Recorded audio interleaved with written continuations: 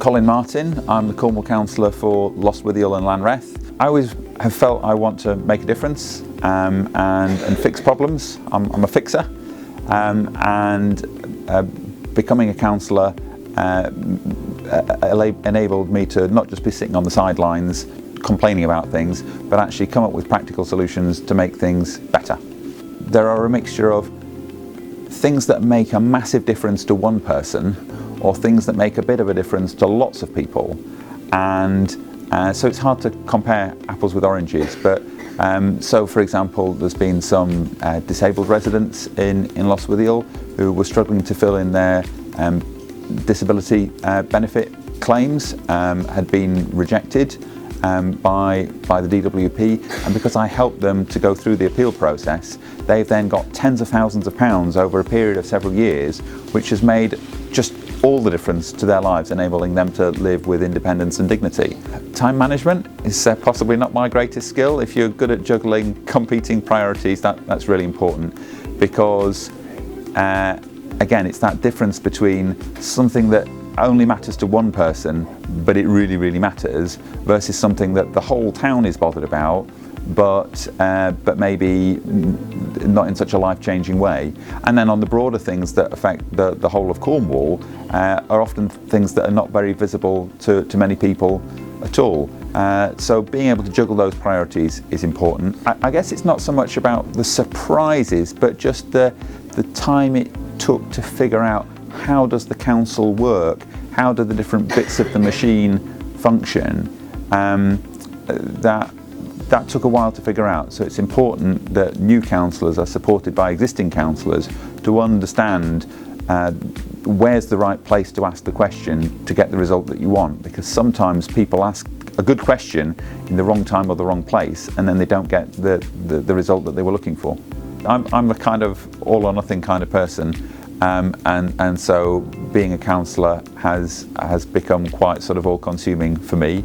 Even to the extent my wife got a job as a head teacher in Nottinghamshire, and I said, well, you're going to have a long drive home on Friday evening because I need to stay here and do my job supporting my community in Cornwall.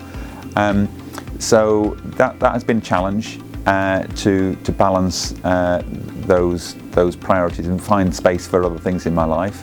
What that means for me is now my wife's got another new job, running 7 special schools between Somerset and Scunthorpe, so we're moving to London, so I'm not going to be a councillor after next May, and so it will be interesting to see what is my life like outside of the council. It's important to always keep that in perspective, because nobody's a councillor forever. Where do we begin? So I think what makes Cornwall unique is its geography, that we're positioned right here down on the end of the peninsula.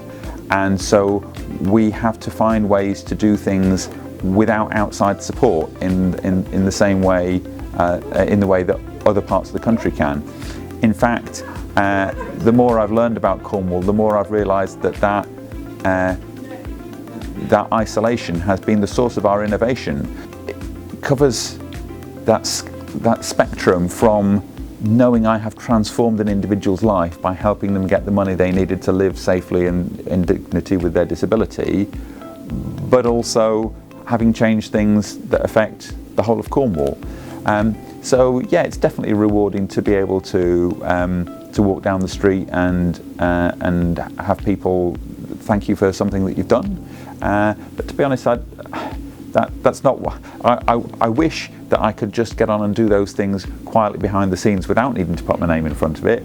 But in a democracy, you need to put your head up and sort of make sure people give you the praise for the things that you've done, because you need them to know to vote for you next time round. So I guess the proudest thing would be getting elected the second time, because the first time round I was just making lots of promises, whereas the second time round people were voting for me on what I had achieved. And the fact that I got back in at a time when my party was going backwards, I guess that was a sign that I must have been doing something okay. The feeling that I constantly have as a councillor is, because it's such a fantastically varied role, whenever you're busy doing something, lots of the people that you're meant to be representing don't know that you're over there doing that thing.